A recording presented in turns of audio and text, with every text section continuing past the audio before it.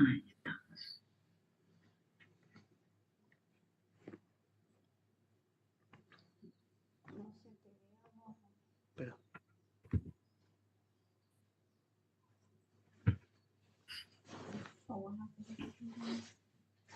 Bien, bueno, hoy vamos a hablar de sueño y como siempre el tema se va a dividir en las cuestiones conceptuales, ¿sí? Sobre lo que es el sueño, sobre las etapas del sueño, sobre su función fisiológica. Y por otro lado, vamos a hablar también del sueño desde la función psíquica, ¿sí? Las concepciones que tiene el psicoanálisis y fundamentalmente Freud sobre la función del sueño. Y por último, en un tercer punto, vamos a hablar sobre los trastornos del sueño, ¿sí? Eso sería todo lo que abarca sueño. Sueño, recuerden que lo trabajamos en los prácticos con un caso fundamental, más allá de otras cosas que ustedes trabajen en sus correspondientes prácticos, es con el caso George, ¿sí? Que con ese caso es obligatorio, tanto como lo fue Juanito, Jerónima y Roberto. El caso George se trabaja en estados de ánimo, ¿sí? Fundamentalmente depresión, se trabaja consumo problemático y también se va a trabajar sueño desde este lugar que van a ver ahora, que es la función psíquica, ¿sí? Desde lo que plantea Freud en su interpretación de los sueños. Entonces, en ese caso, en el caso George, lo que hay es una interpretación del sueño de este sujeto, de sus sueños, tiene un par de sueños. Bueno, vamos a empezar con las cuestiones conceptuales. ¿Qué es el sueño? ¿Sí? Vamos a decir que el sueño es un estado fisiológico caracterizado por la disminución de la sensibilidad a estímulos externos y reposo uniforme del organismo con disminución de la actividad.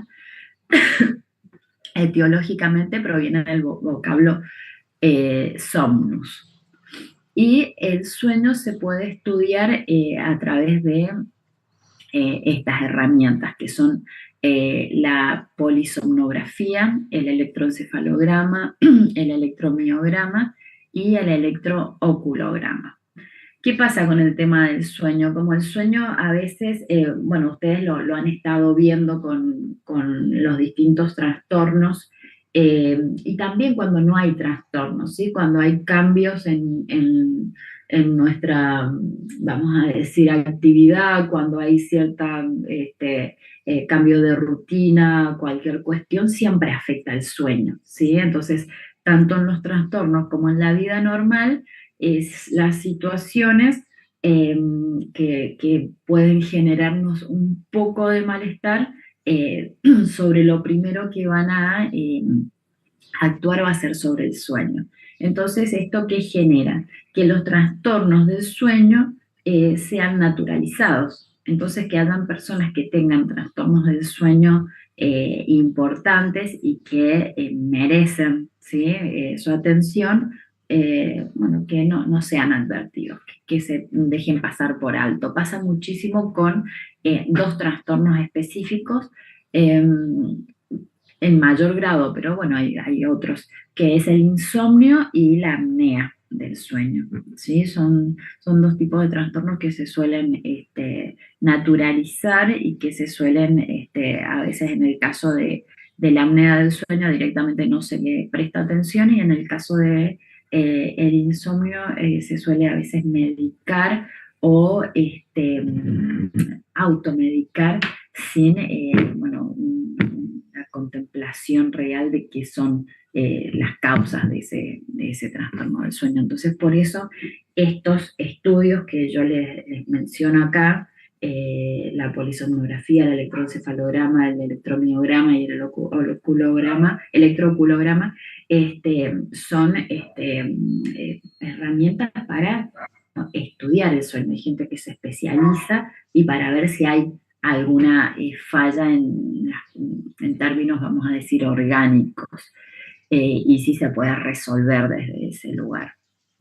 Entonces, bueno, cuando hay durante un tiempo sostenido algún tipo de trastorno del sueño, lo lógico es, bueno, realizar este tipo de estudio, que a veces hasta los mismos profesionales lo pasan por alto. Eso suele ser un problema. Yo a veces he derivado a pacientes que llevan demasiado tiempo con algún trastorno del sueño, lo he derivado para hacerse una consulta neurológica con pedido, ¿no?, de estudios específicos del sueño, y a veces los neurólogos también tienden a medicar sin descartar a través de las herramientas que ustedes tienen, que son los estudios, este, si hay realmente un problema, ¿no? O qué tipo de problema hay.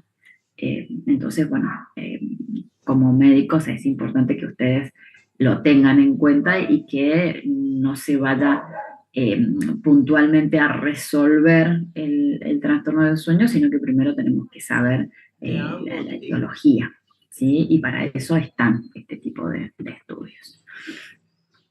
¿En qué fase se divide el sueño? Sí, vamos a hablar de las etapas y las fases del sueño. El sueño se divide en dos etapas que van a ser la del no more, ¿sí?, que se compone de 4 fases, que también se le llama sueño ortodoxo, o no REM. REM es en inglés, entonces nosotros lo vamos a llamar MOR, movimientos oculares rápidos, y el MOR, ¿sí?, que también se le denomina sueño paradójico, porque hay actividad, ¿sí?, semejante al de la vigilia en esta etapa.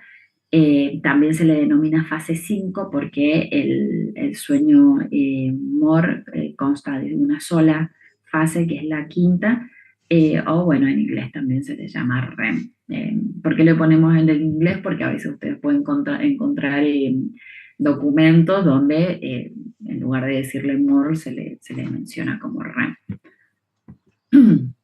Entonces, dentro del sueño no MOR es donde tenemos las primeras 4 fases del sueño, siendo 5 el ciclo del sueño total. Cada fase, chicos, tiene sus cuestiones importantes, ¿sí? Entonces, es importante que ustedes las puedan como diferenciar, ¿sí? Qué es lo que sucede en cada una de estas fases. Entonces, en la fase 1 lo que hay es una transición de la vigilia al sueño, donde empieza a cambiar bueno, la actividad fisiológica, la respiración disminuye. Bueno, también es donde empieza a haber la disminución de la temperatura y demás. Pero es un estadio del sueño ligero, ¿sí? O sea que es fácil oír ruidos, aunque estos no sean muy fuertes, ¿sí? Cualquier sonido. Por eso a veces al momento de dormirnos necesitamos que haya cierta tranquilidad, ¿sí?, cierta paz, porque cualquier ruido que suceda lo vamos a escuchar. En esta fase sucede algo importante, que es la aparición de imágenes, ¿sí?, que no son ni ensoñaciones ni sueños. Acá no se da todavía ni las ensoñaciones ni los sueños. Estas imágenes son muy parecidas a las alucinaciones, ¿sí? ¿Cómo se producen estas imágenes? Ustedes se están quedando dormidos, siempre nuestro cerebro sigue funcionando, entonces están pensando en algo, y esa imagen quizás se empieza a distorsionar y se convierte en algo más ambiguo, más bizarro, y es porque nos estamos quedando dormidos, ¿sí? O si hay un sonido, sí, también nos puede generar, ¿no?, una idea, un pensamiento, que lo asociamos, ¿no?, con cosas que no son de la realidad. Bueno, esas son las alucinaciones propias que muchos sujetos tienen al momento de dormir, ¿sí? y que son las cosas que nosotros compartimos cuando yo les hablo de las estructuras neuróticas y psicóticas y hablamos de que los psicóticos alucinan, pero los neuróticos también, solamente que nosotros podemos diferenciar, ¿sí?, la fantasía de la realidad. Bueno, una de los momentos en los que nosotros podemos percibir cómo es una alucinación es en el momento de la transición, ¿sí?, de la vigilia al sueño. Esta etapa dura 15 minutos, ¿sí?, desde que cerramos los ojos para dormir, pero generalmente de sueño real son solo 5 minutos. Eso también depende mucho de cada uno. Yo acá le estoy dando parámetros generales, ¿sí?, de lo que es el sueño, pero cada uno tiene sus propios procesos del sueño y sus, vamos a decir, tiempos para dormir o estar despierto. Entonces, eh, hay personas que se acuestan, ¿sí? Por ejemplo, en mi caso, yo creo que más de 2 minutos en dormir no demoro. Entonces, bueno, esto del tiempo del ciclo total de sueño para cada uno va a ser distinto por cuestiones de minutos, ¿sí? O hay otras personas que pasan 15 minutos y les cuesta dormirse, ¿sí? La fase 2 del sueño es una de las fases más importantes, ¿sí? Porque el sueño y el descanso son un poco más profundos, pero uno puede ser despertado sin gran dificultad. Si golpean la puerta, si los llaman, si mencionan su nombre, si suena el teléfono, ¿sí? Puede ser que nos despertemos. Y en esta fase lo que surge de importante realmente es que el cerebro comienza a trabajar reorganizando la información adquirida durante el día. ¿Qué quiere decir reorganizando? Que nosotros cuando nos despertamos, cuando estamos despiertos en realidad, tenemos bueno, una cantidad de estímulos que algunos los percibimos de forma consciente y otros, bueno, no tanto. Otros son como con una atención flotante, ¿no? Pero todo eso está dentro de mi cerebro, ¿sí?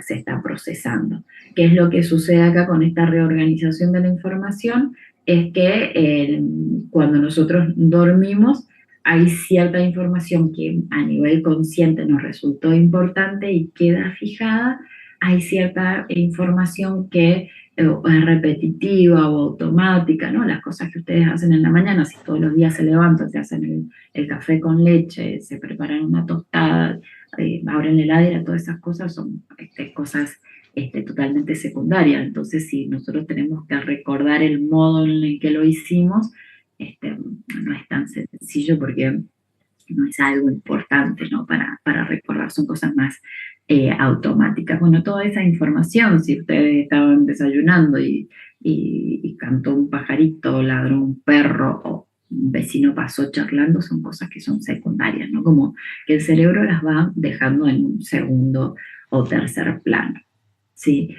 Por eso, para las personas que trabajan mucho con su mente, como pueden ser los estudiantes universitarios u otras personas que trabajan, ¿sí?, con su cabeza y no tanto con el cuerpo, ¿no?, con una cuestión más dinámica, este, a veces se les recomienda para fijar la información cortar con algunas siestas, vamos a decir, de pocos minutos. La siesta siempre se recomienda que no supere los 30 o 45 minutos. ¿Por qué? Porque si nosotros sumamos los 15 minutos de la fase 1 a los 20 minutos de la fase 2, ¿sí?, que dura el sueño no more, estamos hablando de unos 35 minutos. Como es relativo en cada persona, se recomienda que las siestas no superen los 45 minutos.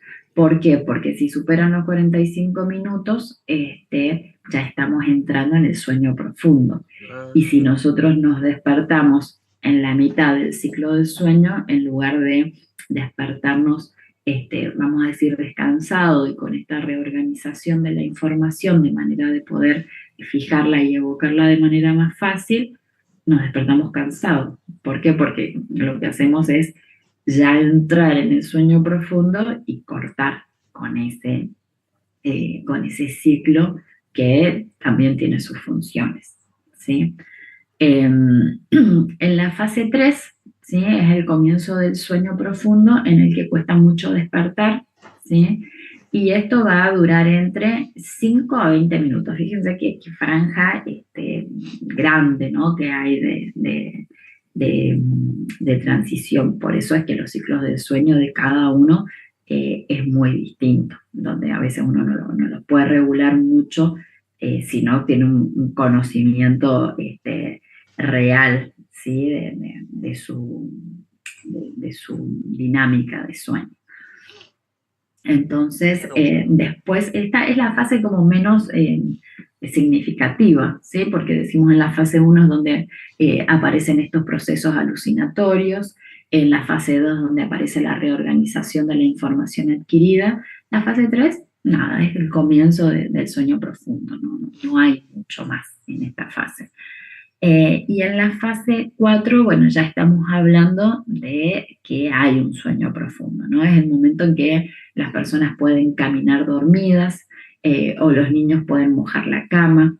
El cerebro todavía procesa algunos estímulos y por eso es que nos podemos mover sin caernos de la cama, ¿sí? Porque todavía hay una cierta conciencia, si ustedes se mueven o se dan vuelta y se siente vamos a decir, el límite del colchón, su cerebro va a tender a girarlos para otro lado o a no seguir dando vueltas para el otro lado.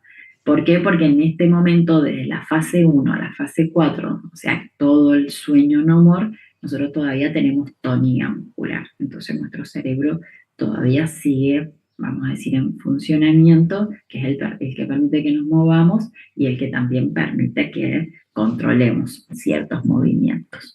Esta fase, la del sueño profundo, dura 1 hora y es la fase en la que ustedes van a ver enseguida que se van a dar varios trastornos del sueño. De hecho, la mayoría de los trastornos del sueño que refieren a las disomnias y parasomnias se van a dar entre la fase 3 y la fase 4. ¿Sí? Y por último, tenemos la fase 5 o sueño MOR. En esta etapa aparecen los movimientos oculares rápidos, por eso se llama MOR. Aquí sí se producen las ensoñaciones. Acá es cuando el sujeto tiene la capacidad de soñar. ¿Por qué? Porque, bueno, como no hay tonía muscular, nosotros no nos podemos mover, hay pocas cosas que el sujeto mueve los ojos, ¿sí? Aunque estén cerrados, por eso es que hay movimientos oculares rápidos y por eso también se llama sueño paradójico, ¿sí? Porque hay una actividad cerebral muy semejante a la de la vigilia. También podemos llegar a mover los dedos, ¿sí? Mover pequeñas extremidades, pero no de forma significativa. Por eso en esta etapa es donde soñamos y donde bueno, no vamos a actuar los sueños porque hay imposibilidad de movernos. Y una de las funciones fundamentales que tiene la fase 5 es la restauración de las capacidades cognitivas. Ustedes tienen que tener bien claro, chicos, cuáles son las funciones cognitivas. Cuando yo les pregunto cuáles son las funciones cognitivas, bueno, la memoria, la atención, la percepción, ¿sí? Todas aquellas funciones que nosotros también las hemos visto cuando hablamos de las funciones del yo, ¿sí? Son funciones cognitivas que se restauran acá, en esta fase. Por eso es que el dormir es tan importante, ¿sí? Porque cuando nosotros padecemos algún problema, ya sea de estrés, de ansiedad o cualquier otro tipo de problemas donde se afecta el sueño, ustedes van a ver que lo primero que se afecta es la concentración y la memoria.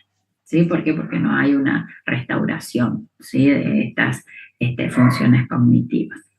Es como que el cuerpo sigue, ¿no?, agotado, no hay una recarga, ¿sí? Si lo pensamos en términos energéticos, no hay una recarga, ¿no?, del cerebro, y por eso es como que, bueno, todos nuestros procesos están como agotados. A nivel fisiológico pasa que la respiración es rápida, es irregular, aparecen movimientos de los dedos, ¿sí? Existe una actividad interna cerebral y el cuerpo va a estar quieto porque hay atonía muscular. Y la duración de esta fase y de esta etapa van a ser de entre 30 y 40 minutos, ¿sí? Por eso a veces cuando ustedes, hay muchas personas que cuando ponen su despertador y lo tienden a posponer, si ese posponer es de 10 minutos, bueno, lo que hace es que vayan despertándose progresivamente. Pero si por casualidad lo apagamos y nos quedamos dormidos, cuando nos despertamos, si nos despertamos ya sea en la fase 3, 4 o 5 del ciclo completo, es que nos sentimos más cansados, ¿no? Es como dormí más, pero me desperté muy cansado. Bueno, no es que dormir más nos genera cansancio, sino que lo que nos genera cansancio es cortar con el ciclo del sueño. Los ciclos del sueño en el ser humano, lo normal o lo esperable es que se cumplan al menos 2 o 3 ciclos del sueño. Lo óptimo son 3 ciclos de sueño que dan promedio unas 8 horas de sueño. Depende también la etapa de vida, ¿no? Porque no es lo mismo los ciclos de sueño en el bebé que los ciclos de sueño en el niño o en los adolescentes, en los adultos y en los adultos mayores, ¿sí? Los ciclos del sueño van cambiando porque las necesidades fisiológicas también van cambiando. ¿Cuáles son los factores que influyen en el sueño? Bueno, fíjense que los factores que influyen en el sueño son muchos, ¿sí? La temperatura, ¿sí?, va a influir. El tiempo sin dormir y el cansancio también va a influir. Y no quiere decir que porque yo esté más cansado voy a dormir más rápido y más, sino que es al revés. A veces cuando estoy más cansado o cuando llevo un poco tiempo durmiendo, durante un periodo considerable, es cuando más me cuesta dormir, ¿sí? Por eso a veces ustedes terminan de cursar y dicen, bueno, termino de rendir la última materia y voy a dormir muchísimo. Y resulta que se acuestan a dormir y les cuesta un montón, ¿sí? Porque justamente nosotros estamos en esa plena actividad, ¿sí? Estamos como estresados y hasta que bajen todos los niveles de cortisol, ¿sí?, de adrenalina que hemos estado viviendo, que baje todo eso, bueno, es difícil conseguir el sueño. Por eso a veces, mientras más cansancio, mientras menos dormimos, más difícil es dormir. ¿Qué pasa? Que después de que ustedes terminan de rendir, se van a su casa, los 2 o 3 primeros días les cuesta dormir bien, pero ya el cuarto día empiezan a dormir mucho y se hace la inversa, ¿no? Es que me cuesta despertarme. ¿Por qué? Porque cuando llego a relajarme y a estar, podemos decir, en calma sin estar alerta, porque cuando ustedes están estudiando están en alerta todo el tiempo. Tengo que cursar mañana, tengo que rendir esta era, la fecha se me pisa con esta, con aquella, están todo el tiempo como anticipando el futuro, ¿no? Cuando dejan de estar en alerta, bueno, el cuerpo se va relajando y también se empieza a, bueno, sentir, vamos a decir, la necesidad de descanso, y es cuando dormimos mucho. Los estados de ansiedad o depresión también influyen mucho. Si hablamos de una depresión, vamos a decir, en sus fases más depresivas y no maníacas, Generalmente lo que uno tiene es mucho deseo de dormir, pero esto ya no está relacionado con el cansancio ni nada de eso, sino que está relacionado con algo que trabajamos mucho en depresión, que es la libido puesta en el mundo, ¿sí? La libido, recuerden ustedes, que es la pulsión sexual que se eh, proyecta en distintos objetos, ¿sí? En distintos intereses. Entonces, yo tengo interés en estudiar, tengo interés en ir al gimnasio, tengo interés en juntarme con mis amigos, tengo interés en ir al boliche, tengo interés en ver una serie, etcétera. No es la libido puesta en el mundo exterior. En los procesos depresivos, como el mundo externo pierde sentido y nada me satisface, toda la libido está puesta en el yo. Entonces, si la libido está puesta en el yo, no hay deseo de actuar en el mundo externo. ¿Qué hace el sujeto? Dormir. ¿Y qué es lo que más producción tiene? Son los pensamientos, las fantasías y los sueños, ¿sí? Las personas a veces en estado depresivo sueñan mucho. A diferencia de los estados de ansiedad, los estados de ansiedad, como son estados de alerta, lo que van a generar no es hipersomnia, sino lo que van a generar es insomnio, ¿sí? Porque todo el tiempo estoy pensando en lo que puede llegar a suceder, lo que va a pasar, lo que tengo que hacer, lo que me falta, ¿sí? Lo que resta, etcétera. Entonces, el sujeto eh, suele tener insomnio. Otros de los factores que afectan al sueño van a ser los fármacos, ¿sí? Las drogas, el alcohol. El alcohol tiene esta doble función, por momentos nos puede despertar mucho, que son los picos, ¿sí? De euforia, de alegría, de bienestar, hace que el sujeto se mantenga activo, que se mantenga despierto, y cuando empieza a disminuir la función del alcohol, entra su proceso más depresor y nos genera sueño. Por eso en las fases de alcoholismo, ¿sí? Ya crónico, las personas suelen dormir mucho.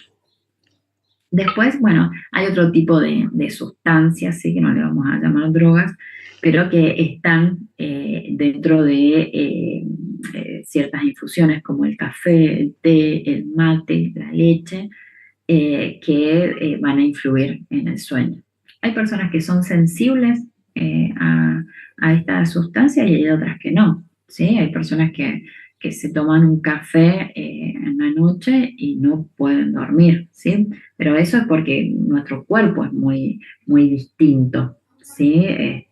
Hay muchas personas que tomarse un vaso de leche sí les produce como, bueno, sueño y demás, pero bueno, hay personas que son totalmente insensibles a eso.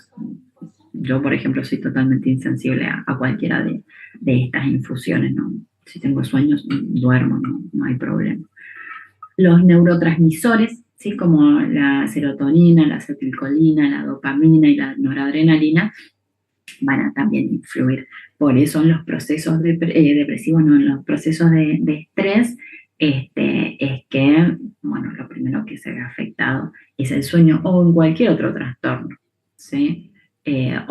Como les decía, no solamente en otro trastorno, sino en otros procesos. Si ustedes están, vamos a decir, alegres por algo, bueno, va a disminuir el deseo de dormir. Y si ustedes están tristes, aumenta, ¿sí? De acuerdo a lo que se vaya secretando también. Bien, eso es lo que refiere a el sueño, su función fisiológica, sus fases y, bueno, los factores que van a interferir o que van a afectar e influir, mejor dicho, en el sueño. Por otro lado, vamos a ver la función psíquica del sueño, ¿sí? Nosotros lo tomamos, lógicamente, desde Freud y su interpretación de los sueños, pero el sueño es algo que ha siempre sido como un punto de interés para la ciencia, para la filosofía, para la antropología, para todos, ¿no? Pero a nivel científico, bueno, hay muchísimos estudios sobre el sueño, hay muchísimas hipótesis, y cuando Freud empieza a hacer el estudio del sueño, este, bueno, él toma, ¿no? Muchos de los estudios previos. De hecho, el primer capítulo de interpretación de los sueños es un capítulo larguísimo, algo tedioso, de todos los estudios que se han ido haciendo del sueño, todos los experimentos, se han hecho muchísimos experimentos también con el sueño, con la producción del sueño, muchísimas asociaciones, ¿sí? Y bueno, se han dado muchas hipótesis respecto al sueño y la relación del sueño con el soma, ¿sí? Con el cuerpo. Hay teorías que plantean y que son una de las teorías que se sostienen hasta la actualidad, que es que nosotros, por ejemplo, cuando estamos enfermos o cuando estamos enfermando, a veces lo sabemos anticipadamente. Para eso hay que tener como una cierta lectura, ¿no?, del sueño, porque cuando nosotros tenemos un malestar físico, soñamos con ese malestar.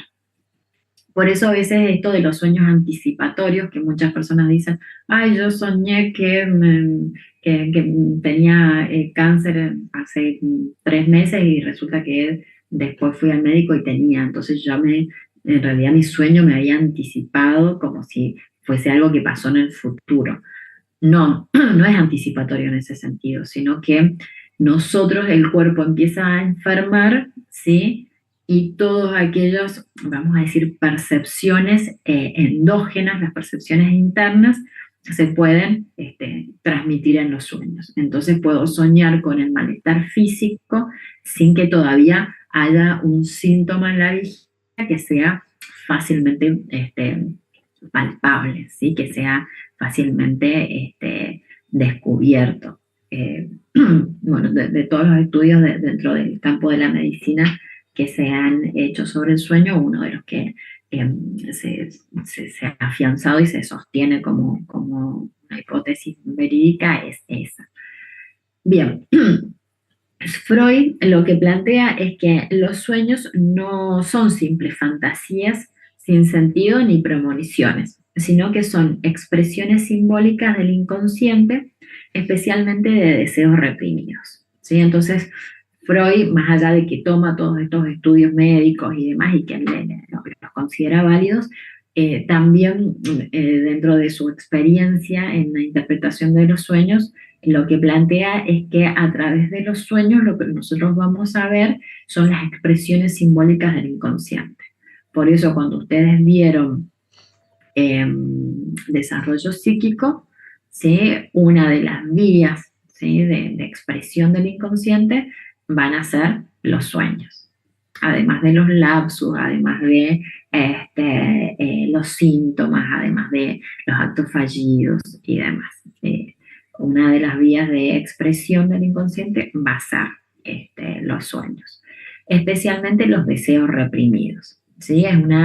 Son una vía para acceder al inconsciente. ¿Por qué? Porque cuando nosotros estamos dormidos, toda la función del yo y del super yo es como que pierde, vamos a decir, fortaleza, y el ello se puede expresar, ¿sí? Entonces, cosas que nosotros deseamos, cosas que nosotros pensamos, si a veces soñamos que peleamos con alguien y le decimos un montón de cosas, bueno, puede ser que haya sido algo que nos quedó pendiente en la vigilia y que tampoco nos animamos a hacerlo, ¿no?, de forma abierta. Pero ¿qué pasa? Como las funciones de el yo y el super yo se ven disminuidas, pero no anuladas, siempre va a actuar otro elemento que va a ser la censura.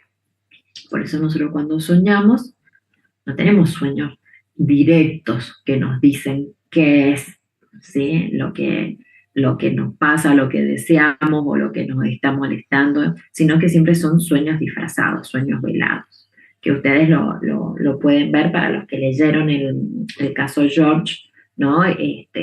Uno de los sueños que él tiene es el de ser asesinado, que después no es asesinado, sino que él se dispara en la boca con un revólver Magnum, y con la psicóloga hacen la asociación de que en realidad el dispararte en la boca con un revólver Magnum es como tomar cocaína durante muchos años como él lo hizo, donde lo que se genera no es la muerte, sino que lo que se genera es, vamos a decir, un agujero en el paladar que simboliza, bueno, una especie de castigo, ¿no? De que el sujeto siente por un duelo no elaborado por la muerte de las mujeres significativas de su vida, principalmente su mamá, ¿sí?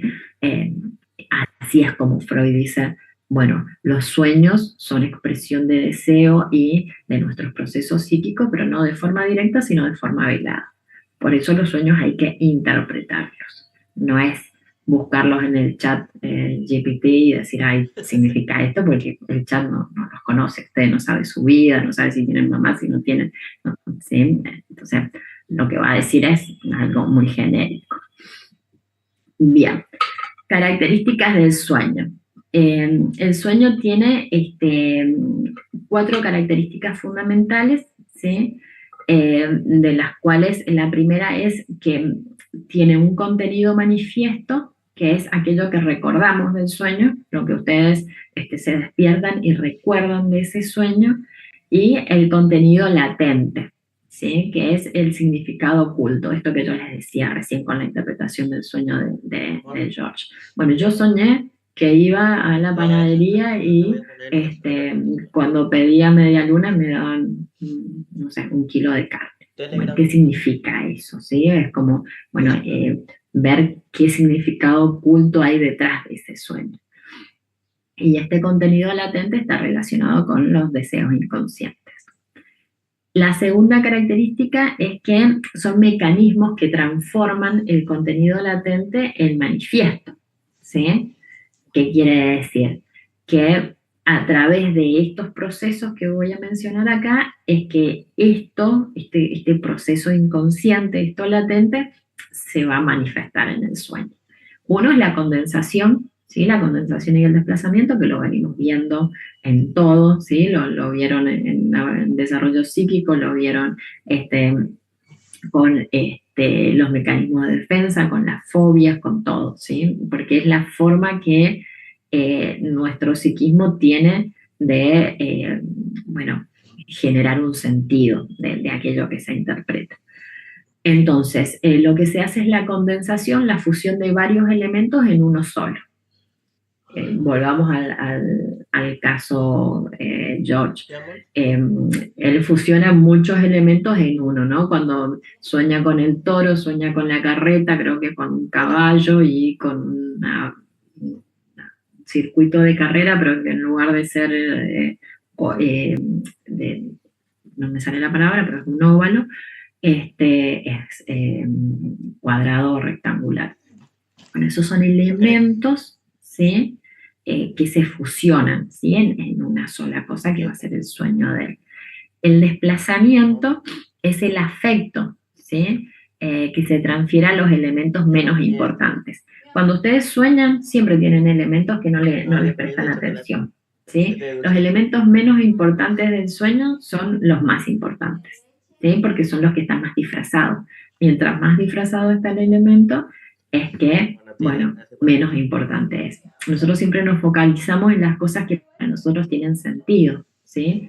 Pero no le prestamos atención a lo otro. Y lo otro es realmente lo importante, porque es lo que el preconsciente se encargó de censurar, ¿sí? Si lo censuró es por algo. Entonces, las partes más cómicas, más bizarras de sus sueños son, si ustedes quieren interpretar sus sueños, las que les tienen que prestar atención. La dramatización es la transformación del contenido en imágenes visuales. ¿A qué se le llama dramatización? A lo que nosotros vemos, a la novela, ¿sí? El sueño es un relato, una novela, lo que ustedes ven, lo que ustedes recuerdan, ¿sí? A eso se le llama dramatización. Y la elaboración secundaria es el intento que hace el yo por darle coherencia al sueño al recordarlo, ¿sí? Eso es la elaboración secundaria.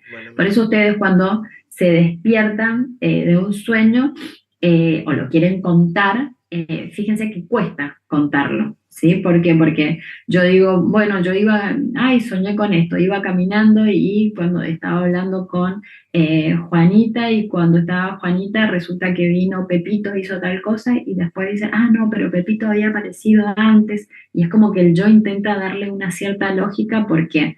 Porque cuando hablamos de las características del inconsciente, y yo les digo que el inconsciente es atemporal, que la energía está libre y que carece de sentido, es justamente eso, que cuando nosotros intentamos darle un orden al sueño, es porque en el sueño aparece todo junto, ¿sí? Ustedes dicen, justo me desperté cuando iba a pasar tal cosa. Bueno, no saben, es hasta ahí hasta donde ustedes recuerdan el sueño. No siempre justo nos despiertan cuando va a pasar algo importante, sino que hasta ahí está hasta donde nosotros recordamos. Y quizás dejamos de soñar hace muchísimo tiempo antes, pero nuestra mente o nuestro yo lo que hace es pensar que ahí. O a veces ustedes están contando un sueño y ahí me morí. Ah, no, pero no me morí porque aparecí en tal lugar y el yo intenta como ordenar ese desastre inconsciente que aparece, ¿no? Porque en el inconsciente, como todo es atemporal, todo pasa al mismo tiempo, ¿sí? O las asociaciones, ¿no? Esta condensación y desplazamiento. Resulta que era mi tío, pero en realidad tenía el pelo del profesor Fernández y no sé, y estábamos en el aula, ¿no? Entonces, pero era mi tío, ¿no? Entonces, no es que Fernández era su tío, sino que son, sí, como cosas que van apareciendo en el sueño. La tercera característica es que los sueños son para Freud realización de deseo. ¿Sí? Los sueños representan una realización disfrazada de un deseo que muchas veces puede ser un deseo infantil, un deseo reprimido. ¿Sí? Siempre, chicos, por más angustia que les genere un sueño, van a ser realización. Siempre se esconde atrás una realización de deseo. ¿Sí? Entonces, lo que cada cosa pasa o cada situación que nosotros vivimos a veces son como, vamos a decir, un elemento o un factor que puede reactivar ciertas cosas del pasado, ¿sí? Entonces a veces soñamos con lugares o cosas que nos parecen conocidas, y bueno, porque justo estaba viendo una serie o vi tal cosa y ustedes dicen, ah, bueno, no es que vi esa serie, entonces soñé con una calle parecida a esa. Y en realidad no es que soñé con la calle de la serie, sino que la callecita de la serie evocó un recuerdo reprimido que aparece en el sueño y que al momento yo de despertarme y de yo darle coherencia, bueno, genera la idea, ¿no? De que yo había soñado con la serie que estaba viendo y en realidad me lleva a otros lugares, ¿no? A otros lugares más profundos. Les cuento un sueño que comenta Freud. El paciente va y le dice eh, que soñó que en la noche lo llevaban preso. ¿Por qué? Porque cuando Freud dice que los sueños son expresión de deseo, muchos de los pacientes, que aparte de ser pacientes de Freud, eran lectores de Freud, empiezan a llevar sueños para discutirle, ¿sí? Esos sueños. Es como decir, ¿cómo van a ser expresión de deseo si soñé tal cosa? Entonces este paciente le dice, bueno, yo soñé anoche que me llevaban preso. ¿Cómo usted me va a explicar que mi deseo es que me lleven preso? Entonces le dice Freud, bueno, ¿usted qué hizo? Este señor no le quiere contar lo que había hecho en el día. Freud le dice, bueno, si usted no me cuenta lo que ha hecho en el día, yo no puedo inventar. O sea, no podemos analizar su sueño. ¿Por qué? Porque el análisis del sueño va en función de lo que ustedes asocien, no lo que uno invente. Por eso le decía que ustedes pongan un sueño en el chat GPT, no les sirve para nada, porque si ustedes no hacen una asociación con ese sueño, no tiene sentido. Entonces, bueno, la cuestión era que este señor había pasado la noche con su amante, ¿sí? Y él había, en esa época, la forma de control, ¿no? de natalidad del embarazo era la interrupción, ¿no? de la eyaculación, es, bueno, no eyacular dentro de la mujer, ¿no? Entonces le dice este hombre que lo habían llevado preso por infanticidio. ¿Qué es infanticidio? Matar a un niño. Entonces le dice Freud, bueno, ¿y usted está seguro de que cumplió bien su tarea de, bueno, la interrupción del coito y no, bueno, correr riesgo de embarazar a su amante? Y el hombre le dice no. Entonces le dice Freud, bueno, entonces fíjese que su sueño en realidad no es, vamos a decir, usted mató a un niño, sino es el disfraz simbólico del deseo, ¿sí? de no haber embarazado a esta mujer. ¿Y que se representa en qué? En lo que, bueno, sería una cuestión simbólica de matar los espermatozoides. El espermatozoide es el que, si entró en la mujer, va a generar la fecundación, por ende va a generar el embarazo y por ende va a generar un niño. Entonces, si a usted en el sueño se lo llevan preso por el infanticidio, es que realizó bien su acción, ¿sí? Vamos a decir, anticonceptiva. El deseo es que haya, bueno, hecho bien su tarea y que no haya riesgo de embarazar a esta mujer, ¿sí? Bueno, así hay un montón. Freud cuenta muchísimos sueños que va mostrando el deseo escondido detrás de cada suceso. Y después, bueno, uno también puede soñar con momentos, situaciones reprimidas o cosas del pasado, cosas que nos parecen conocidas, y después yo voy a un lugar y digo, soñé con este lugar en un sueño y después fui y era ese lugar y en realidad por alguna razón yo ya lo conocía, y lo que como quedó, hablábamos, volvemos a la cuestión fisiológica de los sueños, hay cosas que quedan dentro de lo latente y en la reorganización de la información queda en un tercer o cuarto plano, pero en los sueños se evoca, entonces ese lugar conocido, no es que yo lo conocí después que lo soñé, sino que yo ya lo conocía por X razón, porque lo vi en una foto, porque lo estudié, porque pasé y no le presté atención, ¿sí? Por eso en muchos sueños ustedes van a tener la sensación de que sueñan siempre con el mismo lugar. Bueno, ese lugar existe, ¿sí? Y se repite en los sueños. Y por último, la cuarta característica de los sueños es que van a reflejar los conflictos psíquicos no resueltos, ¿sí? Por eso son una vía de análisis para Freud. Freud va a hacer una clasificación de los sueños en función de la relación que tienen con el cumplimiento de deseo. La primera clasificación son los sueños que muestran claramente el cumplimiento de un deseo, ¿sí? Son los sueños simples y directos. Soñar con comida cuando se tiene hambre, o cuando ustedes están durmiendo y tienen sed y sueñan que toman agua, o cuando tienen ganas de ir al baño y sueñan que van al baño, ¿sí? Son sueños, no hay mucho más, ¿sí? Soñamos con lo que estamos necesitando o deseando. Después tenemos los sueños deformados, que representan el cumplimiento de un sueño, de un deseo disfrazado. El deseo se oculta mediante los mecanismos de trabajo del sueño, que van a ser la condensación y el desplazamiento, que es lo que yo les expliqué recién. Y los sueños de angustia o de ansiedad, ¿sí? Que son aquellos sueños que cuando ustedes se despiertan les pueden generar mucho malestar, o los dejan durante el día con una mala sensación, o los dejan alterados, ¿sí? O también los sueños que aparecen en las situaciones postraumáticas.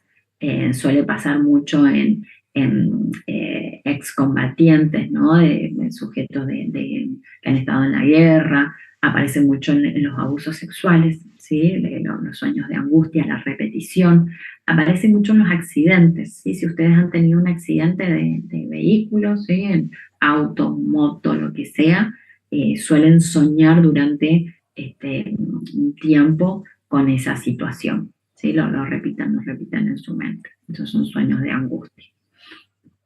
Bien, eso sería lo que plantea Freud con respecto a la función del sueño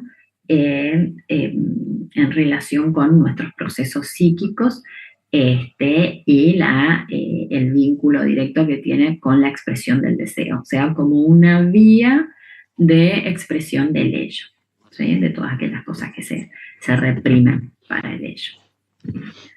Bien, ahora pasamos a trastornos del sueño. El trastorno del sueño lo van a ver bien desde el DSM, ¿sí? Lo que vimos recién, bueno, son otros documentos aparte, el de Freud es un documento en especial. Los ciclos del sueño, bueno, son bastante conocidos para todos. También son otro documento. Y trastornos del sueño, bueno, sí, los van a encontrar por si quieren profundizar ciertas cosas y, bueno, y tener material, es el DSM-5 que está en manual completo. Bien, los trastornos del sueño vamos a decir que son problemas con el hecho de dormir, ¿sí?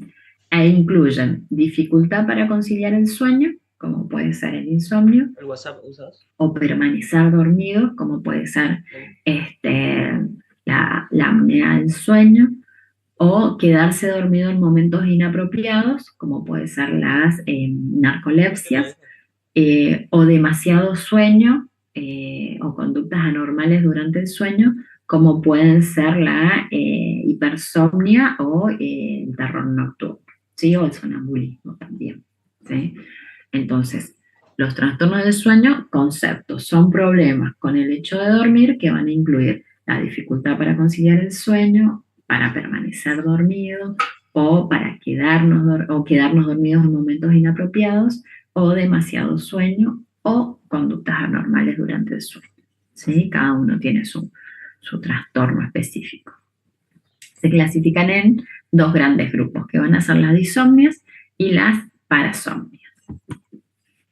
¿Qué son las disomnias? Las disomnias son trastornos del inicio o mantenimiento del sueño, ¿sí? O una somnolencia excesiva que se caracteriza por un trastorno de la cantidad del sueño, calidad y horario del dormir, ¿sí? Entonces, ¿esto qué va a incluir? Va a incluir, las disomnias incluyen el insomnio, la hipersomnia primaria, la narcolepsia, el trastorno del sueño relacionado con la respiración, que es la apnea del sueño. El insomnio es uno de, vamos a decir, los trastornos del sueño más comunes que hay, y que son los que se presentan siempre que hay algún malestar significativo para el sujeto. Es la dificultad para iniciar o mantener el sueño, ¿sí? No siempre es lo mismo, ¿no? A veces nos quedamos dormidos rápido, pero nos despertamos a las pocas horas y no nos podemos volver a dormir, ¿sí? Que eso sería un tipo de insomnio en dificultad para mantener el sueño, y a veces lo que nos cuesta es dormirnos. Entonces tardamos una hora en dormir y, bueno, después podemos dormir bien, pero es frustrante el hecho de quedarnos dormidos. Entonces, la dificultad para iniciar o mantener el sueño, y aparece la sensación de no haber tenido un sueño reparador durante al menos un mes. Eso suele pasar mucho con el insomnio, chicos. Las personas que tienen insomnio les cuesta como cumplir con este ciclo, ¿sí? del sueño, entonces el sueño deja de ser un sueño reparador. Por eso la persona siempre se siente cansada. Esto tiene que provocar un malestar clínicamente significativo. ¿Por qué tiene que provocar un malestar clínicamente significativo? Porque hay personas que con 2 ciclos del sueño están bien. Son pocas personas, pero hay un número de personas que durmiendo 5 horas están bien. Y no digo a ustedes que se esfuerzan a dormir 5 horas porque tienen que estudiar en épocas de examen. Digo personas que generalmente duermen 5 horas y se sienten bien. Y si duermen más de 5 horas, si completan 3 ciclos de sueño, por ejemplo, suelen estar cansados, somnolientos, ¿sí? Entonces, esto tiene que provocar un malestar clínicamente significativo. Social o de otras áreas, ¿sí?, importantes en la actividad del sujeto. Yo tenía una paciente que era de dormir muy poco, sus horas óptimas no superaban las 4 horas de sueño. Ella cuando se acostaba se dormía inmediatamente, pero a las 4 horas se despertaba. Como era chiquita, de adolescente, sus padres la obligaban a dormir más. Eh, y ella generalmente cuando dormía más es como que andaba cansada, andaba distraída, se sentía mal, ¿sí? Le generaba malestar esto de dormir muchas horas, era como que se sentía pesada. Una persona muy activa era. Lo que aparece es el aumento del nivel de alerta fisiológico y psicológico durante la noche, ¿sí? Y un condicionamiento negativo para dormir, ¿sí? ¿Qué pasa con esto? Que esto genera una preocupación intensa y malestar que va a funcionar como un círculo vicioso. En el insomnio, el hecho de saber que yo no me voy a poder dormir ya genera un malestar, ¿sí? Entonces el sujeto a la hora de dormir ya tiene como, vamos a decir, un refuerzo negativo, que es, me voy a dormir y me voy a ir a acostar y no me voy a poder dormir, entonces empieza como ya a pensar en eso y eso ya le activa un estado de alerta, que es el deseo de dormir y sobre todo si tienen cosas para hacer al otro día. Fíjense que cuando nosotros tenemos cosas para hacer es cuando más cuesta dormirnos, porque si estamos relajados, quizás, y sabemos que tenemos tiempo para dormir, los ruidos y demás no nos molestan tanto. Justamente por eso, porque como sé que puedo dormir muchas horas, y hasta quizás hay ruidos y me duermo más rápido que las veces que tengo pocas horas para dormir y tengo como esa exigencia. Entonces la exigencia de dormir me pone en estado de alerta y hace que en lugar de bajar los niveles, ¿sí?, de funcionamiento del sujeto, lo que hace es como que suban. Entonces estoy más alerta, estoy más preocupado, estoy más pensante, etcétera. Cuesta dormir. Y se arma este círculo vicioso. Preocupación intensa, malestar, se van retroalimentando y el sujeto termina en un estado vamos a decir, de alteración y de angustia intenso. Vamos a tener una clasificación que hace el DSM entre el insomnio agudo, que es el que dura menos de 4 semanas y que puede estar ligado o puede ser un indicador importante de estrés. Entonces ustedes son personas que han tenido un sueño normal y de repente les empieza a costar. Recuerden que la modificación de su ritmo de sueño es un indicador de que algo está sucediendo. Entonces puede ser que ustedes estén muy sobrecargados, en el caso de ustedes como estudiantes, en el caso de la gente que trabaja con sus trabajos y con sus horarios, en el caso de una ama de casa con sus funciones, así, con sus hijos y demás, entonces empieza a alterarse el sueño. A eso se le llama insomnio agudo, ¿no? Que va a durar mientras esté la preocupación. Y después, cuando deja de estar esta exigencia, este malestar, desaparece. El insomnio subagudo, que dura de 4 semanas a 6 meses, ¿sí? Y el insomnio crónico, que va a durar más de 6 meses. Hay personas que, inician con sus periodos de insomnio y después resulta que se encuentran que ya lo hacen parte de ellos. Hay personas que tienen insomnio y yo le pregunto hace cuánto y dicen no, toda la vida. En realidad no es toda la vida, siempre se inicia quizás en un momento, pero como ya es tan común, se naturaliza, ¿sí? Entonces, el insomnio va a estar, ¿sí?, asociado. Si nosotros descartamos, recuerden chicos que siempre tenemos que descartar los factores orgánicos, ¿sí? Y cómo se descartan a través de estudios, vamos a decir, completos, de cómo está el sujeto a nivel hormonal y demás. Pensemos que si una persona tiene hipertiroidismo, bueno, el insomnio es muy común, entonces tenemos que descartar los factores orgánicos, también las cuestiones neurológicas y realizar un estudio del sueño si es que los anteriores no han dado ningún elemento para confirmar, ¿sí? que hay alguna cuestión orgánica. Si no es de causa orgánica, generalmente el insomnio, cuando yo les pregunte si con qué lo asociamos, va a estar asociado con los trastornos de ansiedad. Cuando hay ansiedad, cuando hay estrés, ¿sí? Lo que va a suceder es que hay insomnio, ¿sí? Es muy importante, fíjense en este cuadrito comparativo, resolver el tema del sueño. ¿Por qué? Porque el sueño, ya ustedes vieron la función fisiológica, el sueño es muy, muy importante. Y de hecho es una de las cosas que menos atención se les presta. Por eso cuando nosotros hablamos, yendo al tema de consumo problemático, cuando hablamos del consumo problemático y que las formas de prevención son dar información de lo que la droga te causa, de que el cigarrillo te genera esto, de que el alcohol te genera aquello, etcétera.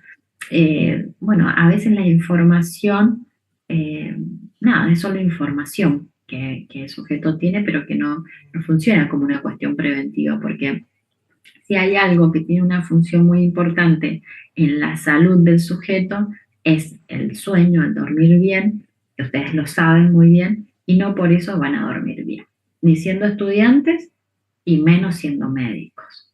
¿Sí? Eso es un problema, ¿no? Ahí es donde aparecen las cuestiones, para que ustedes lo vayan hilando con las cuestiones psíquicas de negación y racionalización, ¿sí? Que es, bueno, la negación es la fantasía omnipotente que tenemos los sujetos de que creemos que somos inmortales. Entonces ustedes como médicos van a hacer guardias de mínimo 12 horas, van a dormir 2 horas o 3 horas por día, y así todo esperan tener una vida próspera y saludable. Bueno, eso es negación y racionalización. ¿Por qué? Porque todo esto que yo les estoy contando de la importancia del sueño, ustedes la van a estudiar para aprobar la materia, pero no se aplica, ¿no? Mucho a la práctica, al cuerpo. Y es muy importante. ¿Por qué? Porque fíjense este cuadrito comparativo que yo les hago. El paciente con insomnio, bueno, tiene mayor deterioro funcional, ¿sí? ¿Qué quiere decir? Que le cuesta quizás ser operativo en las cosas que hace, por eso hay menor productividad. Una persona descansada y una persona restaurada, ¿no? En sus funciones cognitivas le va a costar menos estudiar, menos hacer ciertas cosas, menos pensar, ¿sí? Yo tengo una paciente que es grande, pero ella tiene un trabajo muy, muy importante y muy demandante, y ella dice, cuando yo me pierdo en cómo resolver un problema, porque todo su trabajo es de resolver ciertas cuestiones, ¿no? Dice,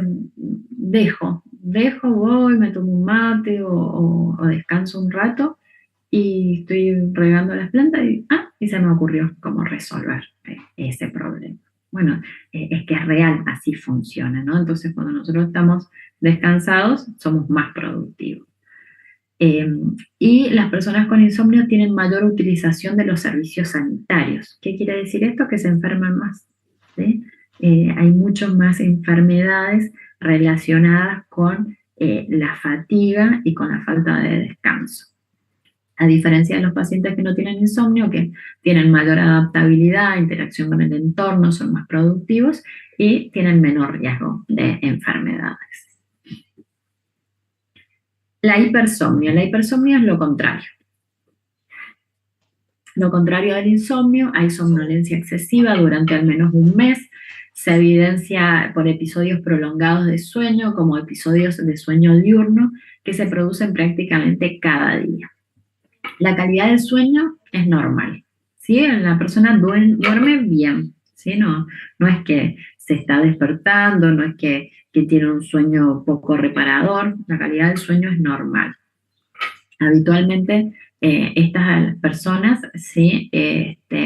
que presentan somnolencia creciente a lo largo de un periodo de tiempo determinado, es como que va en progreso. Y no aparecen ataques de sueño repentino, sino que la persona es como que tiene una gran predisposición a dormir. Pueden dormir 12 horas y después pueden dormir una siesta y después en la noche pueden dormirse de nuevo. No es que el dormir les imposibilita dormirse de nuevo, ¿sí? Y duermen siempre de forma normal, natural, y tienen su sueño reparador. Pero, bueno, lo que sucede es que necesitan dormir mucho tiempo, ¿sí? Y aparece junto a problemas para levantarse. Los episodios son más largos que 8 o 12 horas. Esto también tenemos que pensarlo de acuerdo a la edad, porque si hablamos de un adolescente que duerme 12 horas, eh, bueno, es difícil pensar en hipersomnia porque generalmente en la adolescencia solemos dormir mucho, ¿sí? Si el, si el chico nunca durmió mucho, tiene 15, 16 años, siempre durmió entre 8 y 7 y 8 horas, y de repente está durmiendo 12, 14 horas, bueno, ahí sí tenemos que pensar en qué elemento está influyendo. Como les decía, siempre descartando las cuestiones orgánicas primero, si lo asociamos a algún tipo de malestar psíquico, el insomnio se asocia a la ansiedad y al estrés, y la hipersomnia se va a asociar a los estados depresivos. Por esto mismo que yo les decía recién de la libido, ¿sí? Porque el sujeto no tiene libido puesta en el mundo externo, lo que lo gratifica son las cuestiones más internas, la libido está puesta en el yo, entonces el sujeto tiende a dormir mucho. Por eso en las etapas de duelo las personas suelen dormir mucho más, ¿sí? O su vía de escape o de refugio de aquello que les genera angustia va a ser el dormir. Bueno, otro de los trastornos del sueño que vamos a ver es la narcolepsia, que es la aparición recurrente e irresistible de sueño reparador, ¿sí? Aparecen las cataplejías e intrusiones recurrentes de elementos característicos de la fase REM, ¿sí?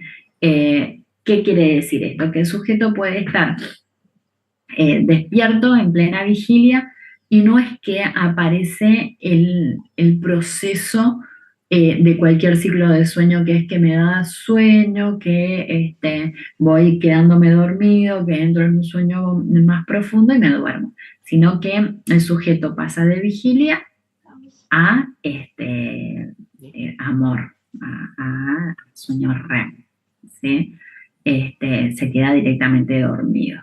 Lo estoy revisando. La somnolencia del individuo va a disminuir típicamente tras el ataque de sueño y solo reaparece varias horas después, ¿sí? Entonces, como que el sujeto le genera una necesidad de dormir, se duerme y después que se despierta, bueno, directamente sigue normalmente.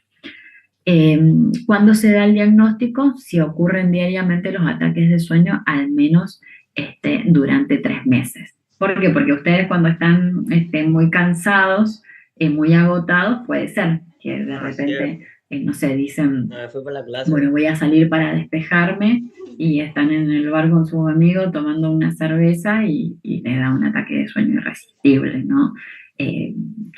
Bueno, hay personas que a veces se quedan dormidas. Pero no podemos decir que hay narcolepsia si eso no se sostiene en el tiempo. Podemos decir que tuvieron un episodio narcoléptico, pero que no es un trastorno específicamente.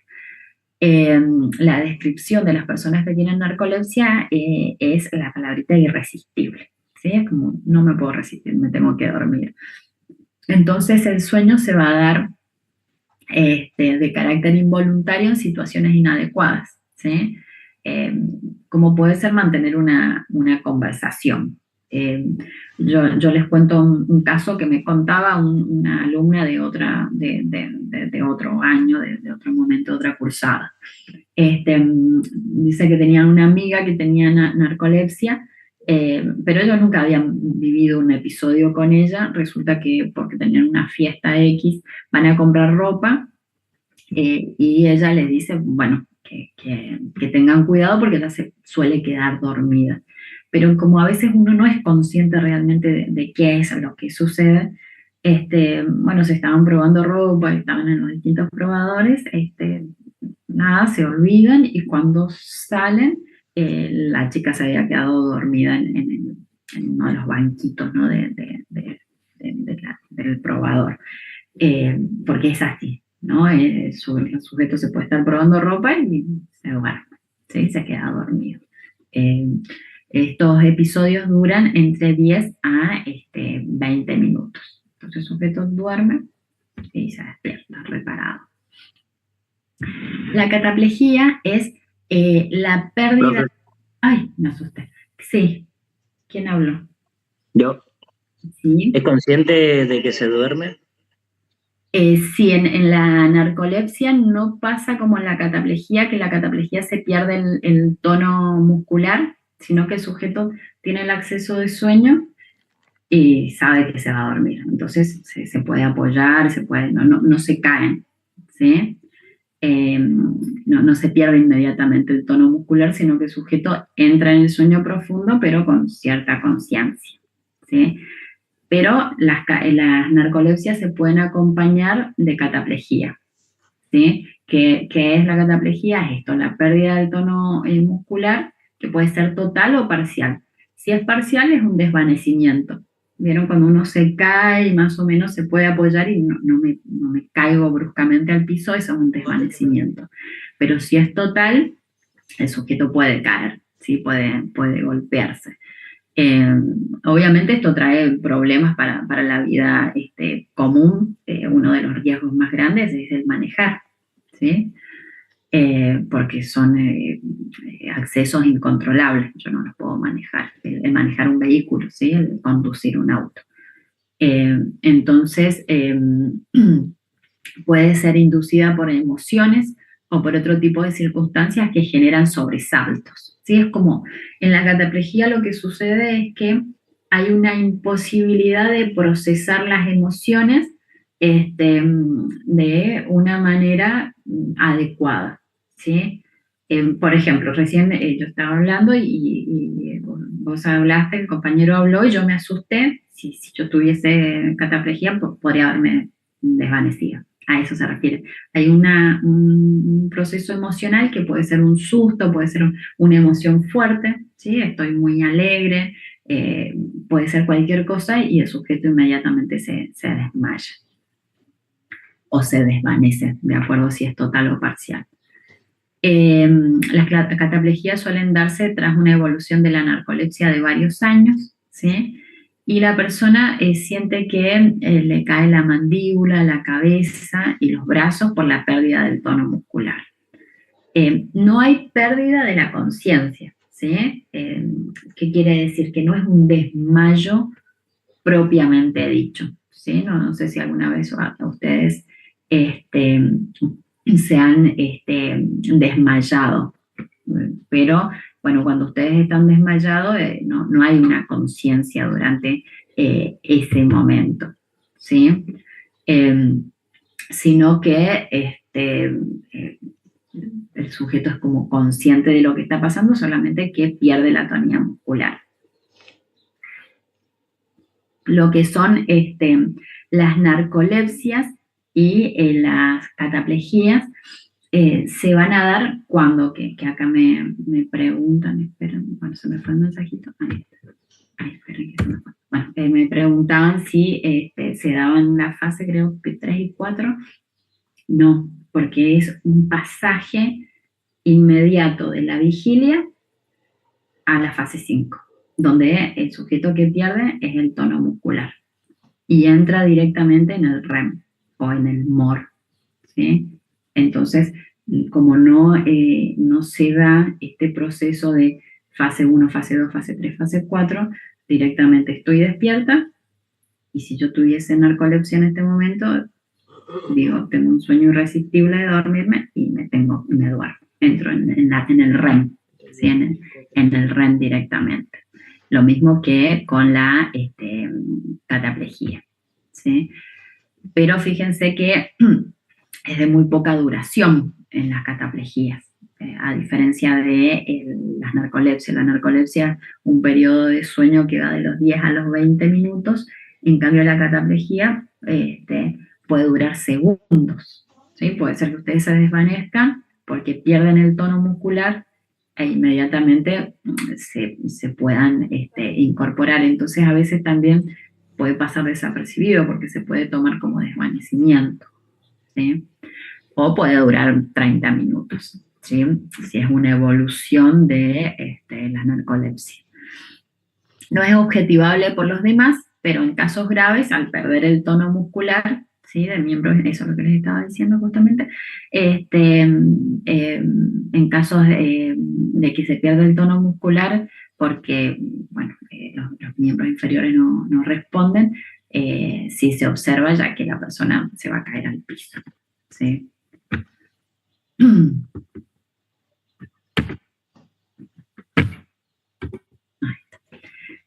Las alucinaciones oníricas, si bien recién las mencioné cuando hablábamos de las alucinaciones en la fase 1 del ciclo del sueño, cuando nos empezamos a quedar dormidos, bueno, las coloco acá porque las vamos a asociar con, ahí se me fue el nombre, con la parálisis del sueño, ¿sí?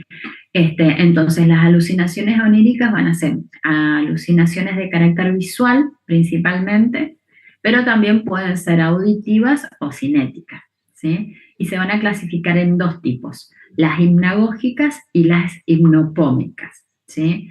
Miren el porcentaje altísimo que hay, ¿sí? Entre el 20 y el 40% de las personas pueden, bueno, padecer estas alucinaciones.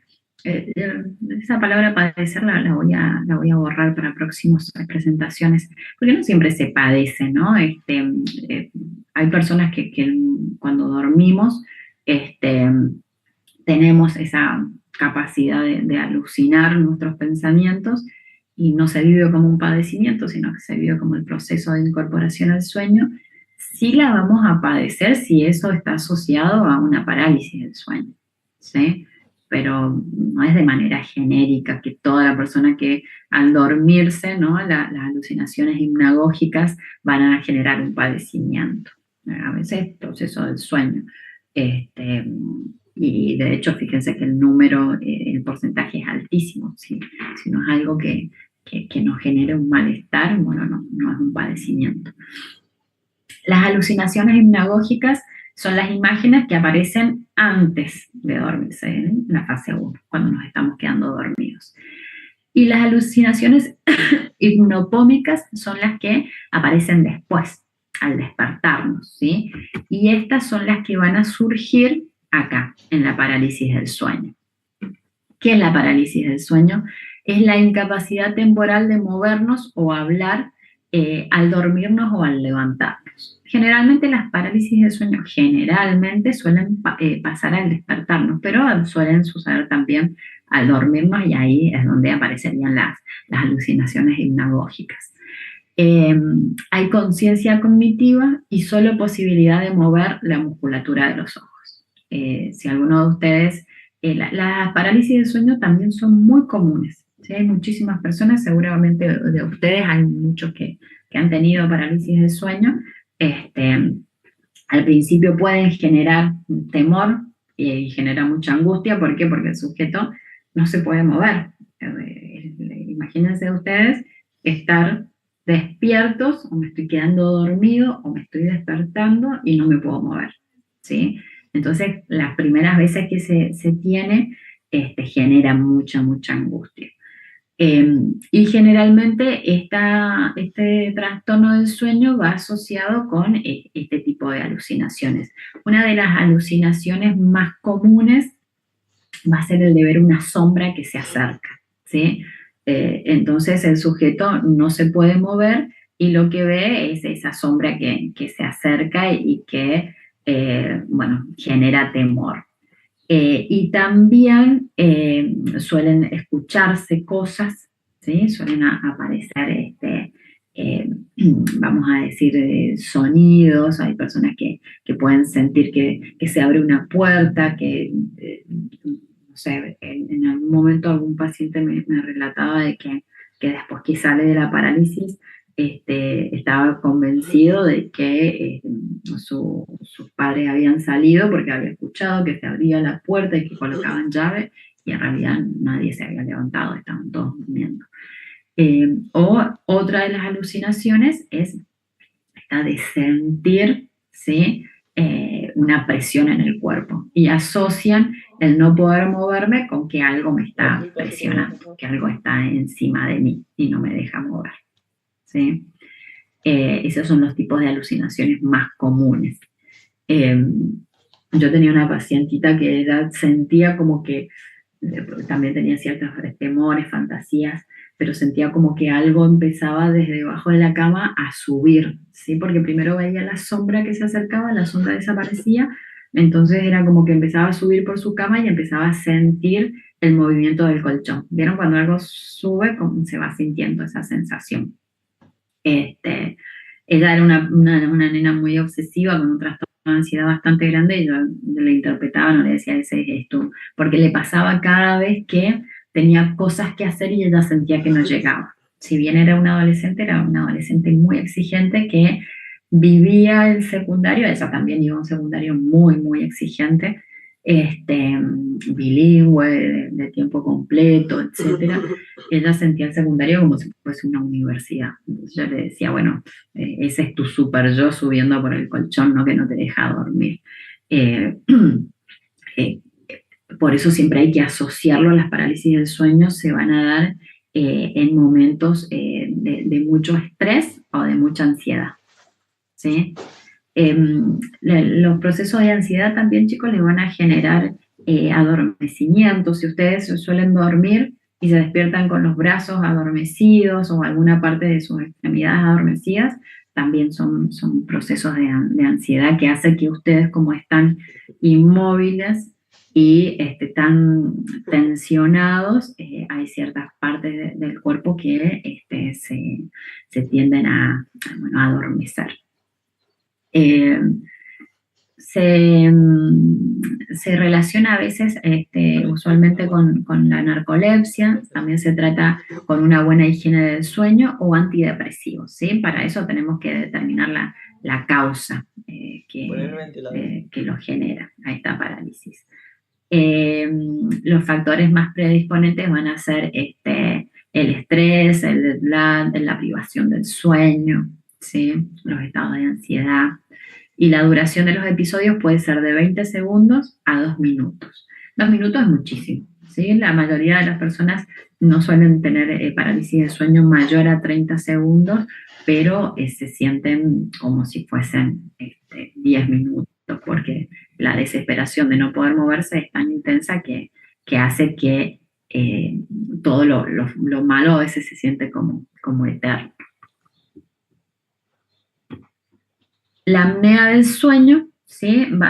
Se caracteriza por episodios repetidos, ¿sí? De ausencia de ventilación en las vías aéreas, lo que va a provocar varios despertares durante el sueño con la consiguiente interrupción del sueño, ¿sí? ¿Por qué? Porque el sujeto deja de respirar, la falta de aire hace que se despierte. Incide en individuos con sobrepeso u obesidad, ¿sí? Puede aparecer mucho más. Son característicos los ronquidos intensos o las inspiraciones bruscas, breves, que van alternar con episodios de silencio, ¿sí? Respiratorios, y dura aproximadamente unos 30 segundos. 30 segundos sin respirar es muchísimo tiempo, por eso esto también ahora vamos a ver trae muchas consecuencias a la salud, ¿sí? Los pacientes presentan somnolencia excesiva, ¿por qué? Porque durante la noche no pueden dormir bien, es como si ustedes cada, no sé, 30 minutos les estuviese sonando un despertador, ¿sí? Porque hay sujetos que no tienen ni siquiera episodio de 10 minutos de sueño normal, con apnea del sueño. Duermen 10 minutos y dejan de respirar y se despiertan. Entonces, durante toda la noche es como si no pudiesen llegar nunca al REM. ¿sí? Eh, Hay mayor riesgo de sufrir accidentes también laborales, de tránsito y demás. Y la apnea obstructiva abarca el 84% de los casos. La apnea del sueño, lo que yo les decía, que a veces se naturaliza mucho y que a veces no se trata, ¿sí? A mí me pasó hace poco tiempo con una paciente que me comenta así al azar que ella tenía apnea del sueño, entonces yo le dije, ¿y no te hiciste ver? A ver qué es lo que pasa. No, no se me había ocurrido porque toda la vida tuve. Bueno, ese toda la vida tuve es como que se naturaliza. Resulta que sí, hace una consulta médica, tenía una obstrucción en las vías respiratorias, ya empezó todo el preparativo, ¿no? Para la operación, se le hace la operación, etcétera, y bueno, se resuelve el problema. Y ella, con 30 años, resulta que toda la vida había tenido apnea y era algo que era una causa orgánica, chicos. Entonces, a veces se naturalizan ciertas cosas porque toda la vida la tuve y es algo que se resuelve. Y fíjense que las apneas del sueño traen consecuencias muy importantes. ¿Por qué? Porque la oxigenación durante el dormir es muy importante. ¿Sí? El dormir es importante y la respiración durante el sueño es muy importante. Entonces, puede generar una alta presión sanguínea, puede generar diabetes, ¿sí? Porque se da una desregulación de todo el sistema circulatorio que va a afectar al páncreas, puede haber problemas en la concentración y la memoria, lógicamente, porque no hay un sueño reparador, no llegamos al REM, entonces no hay restauración de qué, de las funciones cognitivas. Puede haber depresión, ¿por qué? Porque dormir mal nos genera un estado de agotamiento, de cansancio, de desgano, que nos lleva a estados depresivos, y ahí es donde ustedes lo tienen que asociar con la depresión secundaria. Recuerden que cuando hablábamos de depresiones, hacemos la clasificación endógena, involutiva, neurótica, y hablamos de la sintomática y la secundaria. Perdón, no es secundaria, sino que es sintomática. Es una depresión que es síntoma de otro problema, que es la apnea del sueño. ¿Sí? El sujeto se siente desganado, fatigado y demás, porque por una cuestión emocional no, sino porque hay un cansancio, es un síntoma de la apnea. Y también puede generar insuficiencias cardíacas, porque como afecta todo el sistema respiratorio y se va a ligar con en lo circulatorio, bueno, lógicamente, fíjense la cantidad de problemas de salud que genera algo tan naturalizado como la apnea del sueño. Bien, eso fueron las disomnias. Las parasomnias son trastornos de la conducta que se dan durante el sueño. Son de tipo breve y episódico y pueden conllevar interrupciones parciales del sueño, pero no supone una alteración de los mecanismos que regulan el sueño y la vigilia propiamente dicha. ¿Sí? ¿Qué quiere decir una alteración parcial del sueño? Que el sujeto en realidad puede cumplir con sus ciclos del sueño y que no va a haber una interrupción real, ¿no? Ni siquiera en los terrores nocturnos. Hay muchas personas, bueno, ahora lo vemos bien, pero que aunque hayan gritos y llantos, no se despiertan, ¿sí? Las parasomnias van a incluir el sonambulismo, el terror nocturno, el bruxismo y la enuresis nocturna. El sonambulismo, bueno, es la capacidad de desarrollar actividades motoras automáticas que pueden ser sencillas o complejas, ¿sí? Sencillas, ¿cuáles son? Hablar, reírnos, llorar, ¿sí? Son cosas que son conductas del sonambulismo. Y después acciones complejas, puede ser levantarse de la cama, ir al baño, orinar. Yo tenía un paciente que él se despertaba siempre cuando estaba cerrando el portón de su casa con el auto encendido. Entonces, fíjense lo que hacía el paciente. Se levantaba, iba a la cochera, abría el portón, encendía el auto, ponía reversa, dejaba el auto en la vereda. Cuando iba a cerrar el portón, se despertaba. ¿Sí? Era como, bueno, ¿qué pasa? Como nosotros tenemos ciertas funciones, ¿sí? Que son las referidas al cerebelo, que están en nuestro mapa, ¿sí? geográfico donde hay cosas que son conocidas para nosotros. Por eso si estamos oscuras y se corta la luz y nuestra casa está medianamente ordenada o tenemos un desorden conocido, podemos movernos sin chocarnos con todo, ¿sí? Hay ciertas cosas que ya están en nuestro mapa cerebral. Entonces el sonámbulo, bueno, cuando está en su ambiente conocido, puede hacer estas cosas. Van a tener los ojos abiertos, pero no ven, ¿sí? El mundo real, lo que ven es lo que está pasando en sus sueños. Se va a producir ¿cuándo? Esto es importante, se produce durante la fase 3 y 4 del sueño. ¿Por qué? Porque acá hay tonía muscular. En el sueño REM, en el MOR, no puede pasar porque hay atonía muscular, el sujeto no podía levantarse.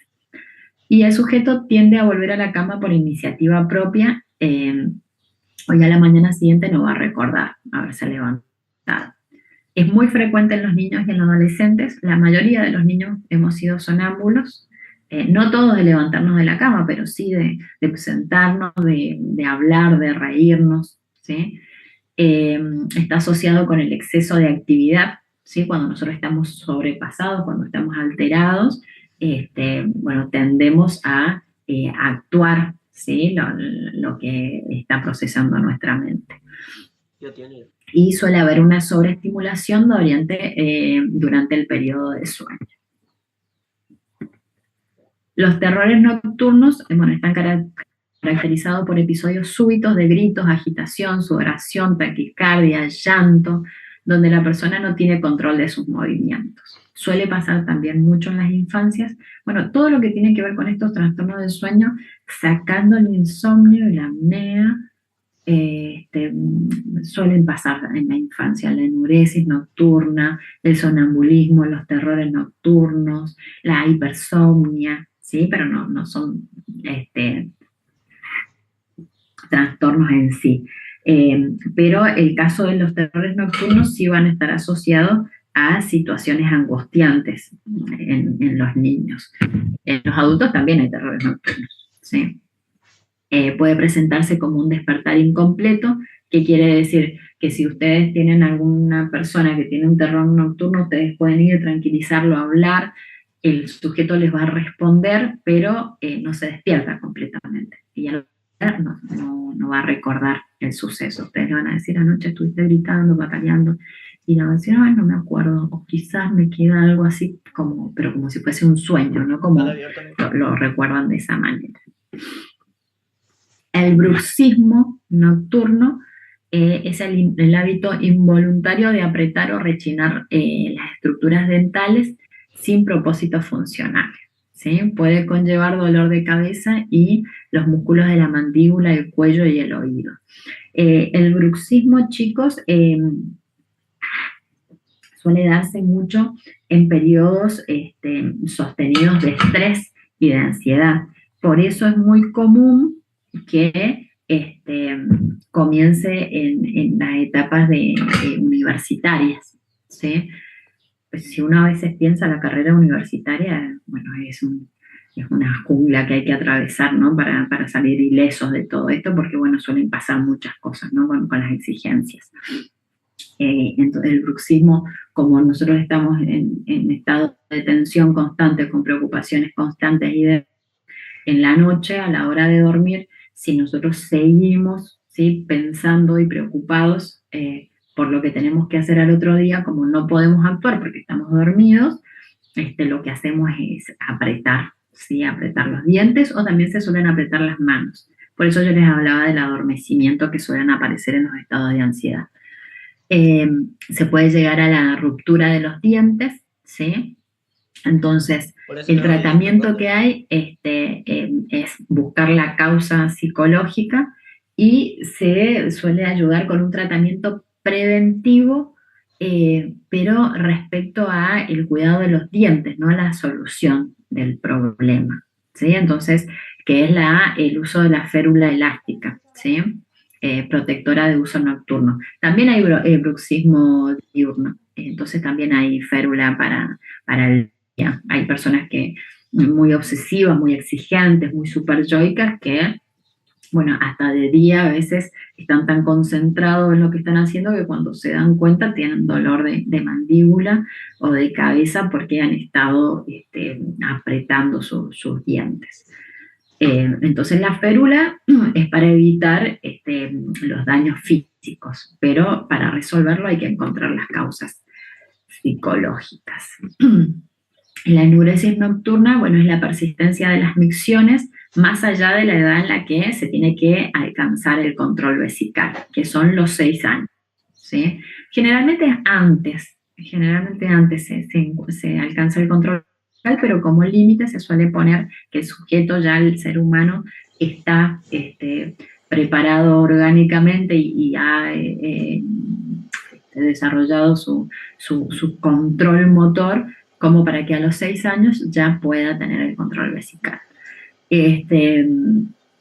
Hay muchas causas que pueden generar esto, ¿sí? Es importante para la terapéutica poder diferenciar si se trata de una infección, ¿sí? de una afección neurológica o de un tipo o de tipo psicológica. Bueno, ahora que dije infección, también suele pasar en las infancias que pueden haber infecciones urinarias, ¿sí? También hay que descartarlas, ¿sí? Principalmente siempre el chico orgánico primero se tiene que descartar antes de ir a lo psicológico. Pero en los niños generalmente las enuresis se dan por cuestiones emocionales, mudanzas, separación, una maestra que me grita, compañeritos que me tratan mal o me hacen el vacío, materias que me cuestan, bueno, siempre son causas emocionales. El chico que se orina en la cama generalmente está no pudiendo controlar, o no controlar, sino elaborar ciertas emociones y se transmiten a través de la micción. Es frecuente asociarla con episodios desagradables o de gran carga psíquica, por ejemplo, la violencia doméstica o depresión infantil. Es muy raro la enuresis psicológica en los adultos, ¿sí? Es muy raro. Puede pasar en cuestiones de traumas severos, pero generalmente si hay enuresis nocturna en el adulto, va a tener más que ver con causas orgánicas. Bien, eso sería todo sueño y trastorno del sueño. Recuerden que lo vamos a trabajar con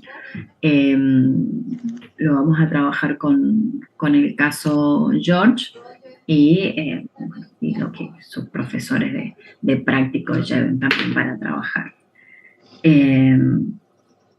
Ahora voy a tomarles asistencia y terminamos por hoy.